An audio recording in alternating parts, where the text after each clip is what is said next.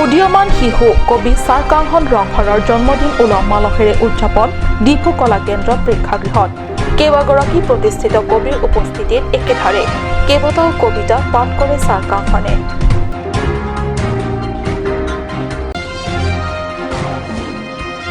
ৰাইজক খোৱা পানী যোগানৰ নামত তীব্ৰ প্ৰতাৰণা হাৰাঘাট জনস্বাস্থ্য কাৰিকৰী সংমণ্ডলৰ 30 বছৰে বৃহত্তৰ অঞ্চলটোৰ ৰাইজক এটোপাল পানীও দিব পৰা নাই বিভাগে। ছাগলী গৰুৰ বিস্তাৰে পূৰ্ণ কাৰ্যালয়ৰ টিনপাত উৱলিছে ৰ'দ বৰষুণত। সন্ত্ৰাসবাদীৰ আক্ৰমণৰ বলি হোৱা শ্বহীদসকলৰ আত্মাৰ সদগতিৰ কামনাৰে বৈঠালাংছো জইণ্ট খ্ৰীষ্টিয়ান কমিটিৰ উদ্যোগত বৈঠালাংছোত সমূহীয়া বন্তি প্ৰজ্বলন।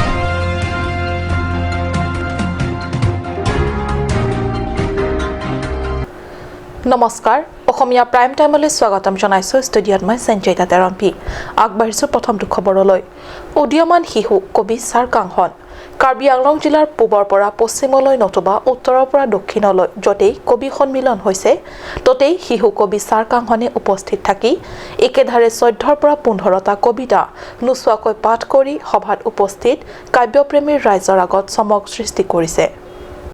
আজি মৰম লগা এই শিশু কবিৰ জন্মদিন আৰু তেওঁৰ জন্মদিনৰ উপলক্ষে বিশেষভাৱে প্ৰতিষ্ঠিত কবি তথা লেখকসকলে মিলি ডিফু কলা কেন্দ্ৰৰ প্ৰেক্ষাগৃহত উলহ মালহেৰে আৰু কবিতা পাঠ অনুষ্ঠানেৰে উদযাপন কৰে।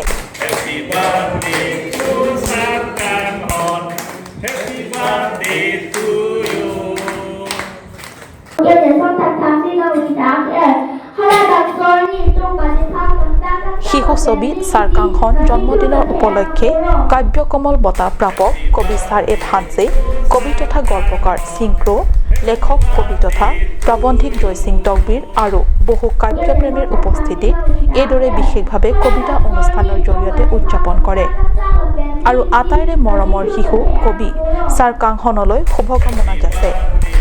লগতে চাৰকাংহনে নিজৰ জন্মদিনৰ উপলক্ষে কেইবাটাও কবিতা পাঠ কৰি শুনায়। হয়, ৰাইজক বিশুদ্ধ খোৱাপানী যোগানৰ নামত তীব্ৰ প্ৰতাৰণা কৰিছে হাৰাঘাট জনস্বাস্থ্য কাৰিকৰী সংমণ্ডলে। নমাটি পৰিষদীয় সমষ্টি এলেকাৰ অন্তৰ্গত বৃহত্তৰ প্ৰায় 6-7খন গাঁৱক সামৰি নিৰ্মাণ কৰা হৈছিল বিগত 30 বছৰৰ আগতে অক্কেৰেঙৰ এই পানী যোগান আঁচনি। সম্প্ৰতি আঁচনিখন উঠিছে ধোঁৱাচাঙত।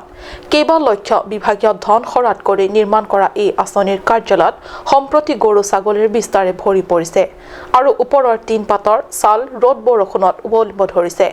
ক'ত আছে এনে পানী যোগান আঁচনি জানিবলৈ চাই আহক আমাৰ এই বিশেষ প্ৰতিবেদন। নমাটি পৰিষদ এলেকাৰ বৃহত্তৰ অক্কেৰেঙত আছে এই তথাকথিত পানী যোগান আঁচনি। হাৰাঘাট পাৰখোৱাৰ পথৰ সমীপত শিৱ বজাৰৰ অনতি দূৰত আছে এই আঁচনি। হাৰাঘাট জনস্বাস্থ্য কাৰিকৰী সংমণ্ডলৰ অধীনত স্থাপিত এইখনেই অক্কেৰেঙৰ পানী যোগান আঁচনিৰ কাৰ্যালয়। ভালদৰে প্ৰত্যক্ষ কৰক, কাৰ্যালয়ৰ ভিতৰত কোনো চকীমেজ জাতীয় নাই, কোনো আচবাব পাতি। ভৰি আছে যদি কেৱল গৰু ছাগলীৰ বিস্তা। কাৰ্যালয়ৰ ওপৰৰ চিলিঙকে ধৰি ইয়াৰ টিনপাত উৱলি গৈছে বিগত 30 বছৰে ৰ'দ বৰষুণ সহ্য কৰি। আৰু নিচেই কাষতে এয়া পানী যোগানৰ বাবে পাইপ বহুৱা কাৰ্যালয়। যদিও ইও সদায় থাকে এইদৰে দুৱাৰ মুখত তলা ওলমিহে। আনহাতে চাওক, এয়া বিগত 30 বছৰে এটোপাল পানী নিগৰাবলৈ নোপোৱা পানীৰ পাইপ পথৰ কাষত এইদৰে শুকান হৈ পৰি আছে। যদিও যোৱা বিধানসভা নিৰ্বাচনৰ আগে আগে ভোটাৰ ৰাইজৰ মন আকৰ্ষণৰ বাবে কেইটামান পাইপ শিৱ বজাৰৰ পথৰ সমীপতে দম কৰি ৰাখি পানী যোগান দিয়াৰ বাবে তৎপৰ হোৱা যেন দেখুৱাইছিল। কিন্তু বিধানসভা নিৰ্বাচন গ'ল, পৰিষদ নিৰ্বাচনো গ'ল আৰু শেহতীয়াকৈ লোকসভা নিৰ্বাচনো গ'ল।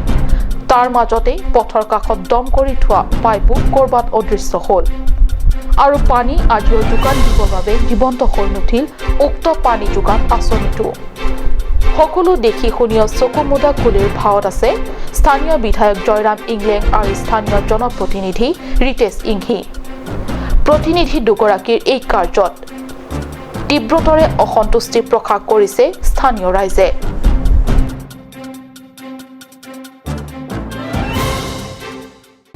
দেওবাৰে উগ্ৰপন্থীৰ আক্ৰমণৰ ধাৰাবাহিক বিস্ফোৰণত কঁপি উঠিছিল শ্ৰীলংকাৰ ৰাজধানী কলম্বোকে ধৰি কেইবাটাও গীৰ্জাঘৰ। বিস্ফোৰণত প্ৰায় ৩২০ জন লোক নিহত হয় আৰু ৫০০ৰো অধিক জনতকৈ অধিক লোক নিহত হোৱাৰ পিছত সমগ্ৰ ৰাষ্ট্ৰই এনে ঘৃণনীয় ঘটনাৰ একমুখে নিন্দা কৰিছে।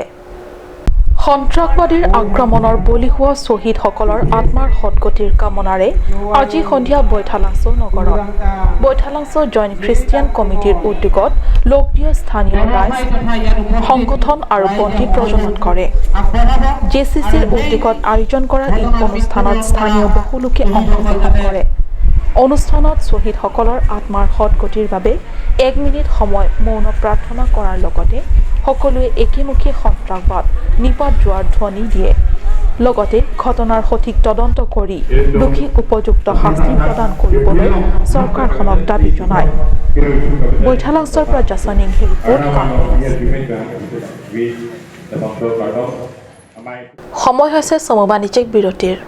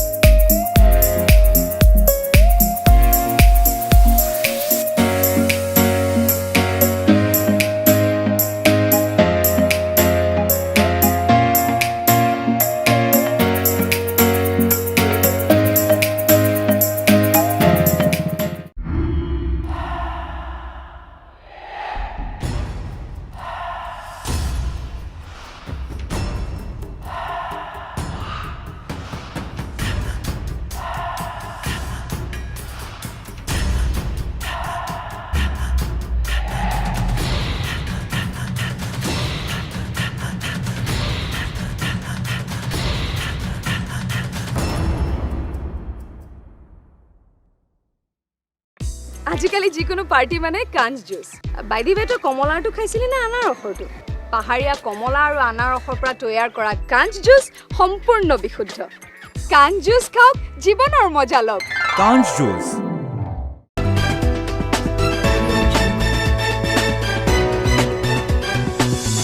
বিৰতিৰ পিছত পুনৰ স্বাগতম জনাইছো বাতৰি মজিয়ালৈ। কাৰ্বি আংলং স্বায়ত্তশাসিত পৰিষদত পৰিৱৰ্তনকামী বিজেপি চৰকাৰৰ দিনত হোৱা তথা কথিত উন্নয়নৰ নমুনা কৰকান্থী পৰিষদীয় সমষ্টিৰ টেকিলাংজনত লেম্পছৰ এখন কাৰ্যালয় নিৰ্মাণ সম্পূৰ্ণ হোৱা প্ৰায় এবছৰ শেষ হৈছে। মুকলি হোৱাই নাই আৰু এই বছৰতেই দেৱালবোৰত ঠায়ে ঠায়ে ফাট মিলিব ধৰিছে। অধিক মুনাফা আদায়ৰ আশাত ঠিকাদাৰে দায়খৰা নীতিৰে কাম সম্পূৰ্ণ কৰাৰ বাবেই এনে হোৱা বুলি অভিযোগ তুলিছে স্থানীয় একাংশ ৰাইজে। এইখনেই সেই নৱনিৰ্মিত লেম্পছৰ কাৰ্যালয়।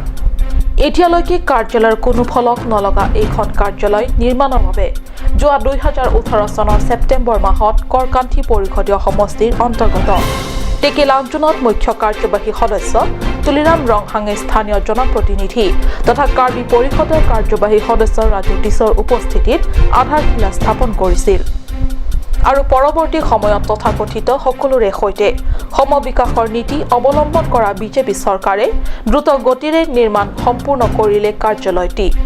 কিন্তু কাৰ্যালয় নিৰ্মাণৰ নামত অধিক মুনাফা আদায়ৰ আশাত চিমেণ্ট কম আৰু বালি বেছি দি গাঁঠিলে বেৰা, লগতে চিমেণ্ট দিলে অতিশয় নিকৃষ্ট চিমেণ্ট। ফলশ্ৰুতিত এইদৰে নতুনকৈ গঠা দেৱালৰ মাজে মাজে এইদৰে ফাট মেলাৰ দৃশ্য আপোনালোকে এয়া নিশ্চয় প্ৰত্যক্ষ কৰিব পাৰিছে।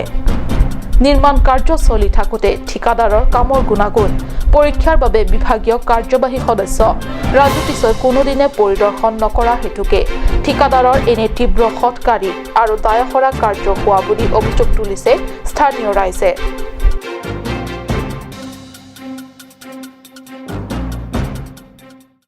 সাধাৰণতে স্বাভাৱিকতে উৎসৱপ্ৰিয় কাৰ্বিসকল। কাৰ্বি সমাজত মাছ ধৰা কাৰ্যকো নিৰ্দিষ্ট দিন হিচাপে ধাৰ্য কৰি পৰম্পৰাগত উৎসৱ হিচাপে পালন কৰি আহিছে। অসম মেঘালয় সীমান্তৱৰ্তী এলেকাৰ পশ্চিম কাৰ্বি আংলঙৰ কিলিং নৈত বুধবাৰে সম্পন্ন কৰে এই ধৰণৰ সমূহীয়া মাছ ধৰা উৎসৱ। চাওক আমাৰ কাটনিছৰ সাংবাদিকৰ এক সুন্দৰ প্ৰতিবেদন।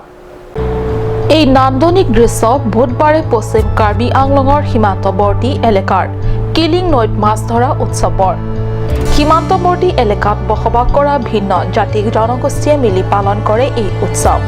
আমাৰ মেইন উদ্দেশ্য হ'ল আমাৰ মেইন এইম আৰু আমাৰ মেইন যিটো অবজেক্টিভ হ'ল আমি to maintain peace among the people of this locality.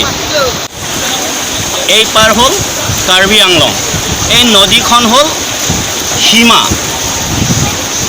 আমি কাৰ্বি আংলঙত থকা মানুহ এই বৰ্ডাৰত স্পেচিয়েলি আমাৰ বৰ্ডাৰত থকা মানুহ কেইখনমান গাঁও মিলি আমি প্ৰত্যেক বছৰে এই নদীখনত আমি মাছ মাৰোঁ।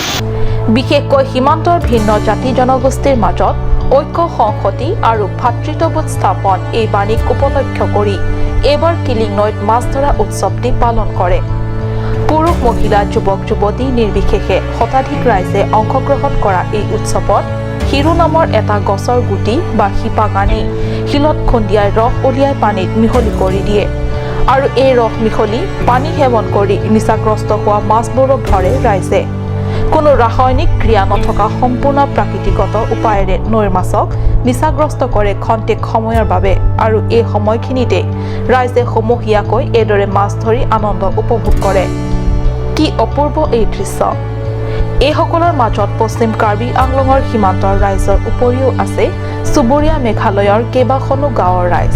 আমাৰ পুচাৰী হিন্দু, পুচাৰী খ্ৰীষ্টান, খাবলাং উঞ্চি আৰু লেমৰা আমাৰ কাৰ্বি আংলঙৰ পাৰা। আৰু এইফালে হ'ল মেঘালয়ৰ চাল পাৰ হ'ল লুমফুই আৰু আমখাং আৰু মৌকেৰ, তাৰপাছত আৰু উমলাপেৰ। এইকেইখন হ'ল আমাৰ মেঘালয়ৰ পৰা। কেইজনমান মানুহ আহে? আমাৰ ইয়াত প্ৰায় 500মান গোট খায় সদায়। কি দি মাৰে? গছৰ শিপা বা নহ'লে গছৰ খুঁটি দি আমাৰ প্ৰতি বছৰে মাৰে। মাছক ক্ষতি নকৰে? মাছৰ ক্ষতি নকৰে। এইটো হ'ল আমাৰ কাৰ্বি কাষ্টমাৰী লগ বুলি কয়। গতিকে আমি বছৰে বছৰে এনেকুৱা কৰা হয় আৰু এইটো হ'ল আমাৰ উদ্দেশ্য to bring peace and harmony. একতা হ'বলৈ কাৰণে আমি এইটো কাম কৰোঁ। পথাত লাংচৰ পৰা জাছন ইংহে ৰিপৰ্ট, কাট নিউজ।